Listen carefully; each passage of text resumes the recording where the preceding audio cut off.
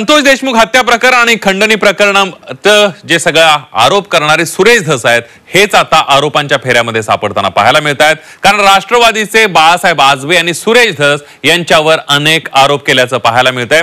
सुरेश धस यांचं विधानसभा निवडणुकीमध्ये वाल्मिक कराडनं काम केल्याचा आरोप सुद्धा आजबे यांनी केला आणि त्यासोबतच वाल्मिक कराड आणि सुरेश धस यांचे जुने संबंध असल्याचा आरोप सुद्धा त्यांनी केला। या सगळ्यामध्ये सुरेश धस आरोपांच्या फेऱ्यात अडकले। आकाचे आणि धसांचे व्यवहार झाले ते तपासले पाहिजेत असं म्हणत आजबे यांनी खळबळ उडवून दिली आहे।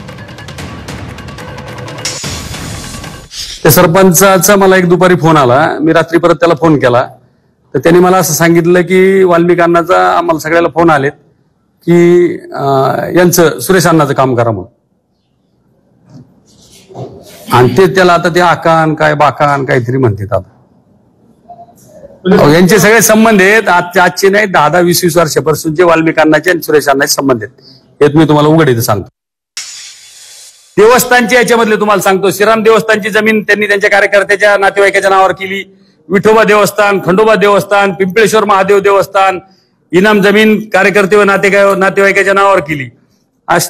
पिंपळेश्वर महादेव मंदिर देवस्थान इनामी जमीन सर्वे नंबर 472-473 मध्ये त्यांनी शाळा उभी केली, अनिष्का ग्लोबल म्हणून ती शाळा उभी केली आणि तिथं एक तालीमही उभी केली, म्हणजे ती जमीन देवस्थानची, आणि हे त्याच्यावर ट्रस्टी म्हणून गेलेत।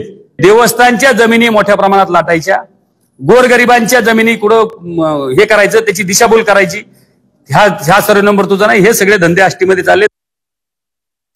आष्टी मतदारसंघामधील गेले 2-2.5 महिन्यापासून सगळे कामं ठप्प आहेत, कामं करायचे नाहीत। आमच्या ज्या ग्रामपंचायत आहेत त्या ग्रामपंचायतमध्ये तिथं कुठल्या इजेसची मागण्या ज्या लोकांनी केल्या ते कामं होऊ द्यायचे नाहीत, गोरगरिबांच्या विहिरी आहेत तिथं ते होऊ द्यायचे नाहीत, असं अधिकाऱ्यांना सगळ्या सूचना दिल्यात। आता हे सुरेश धस जे आमचे आमदार आहेत त्यांच्याकडून हे सगळं सांगितलं जात आहे।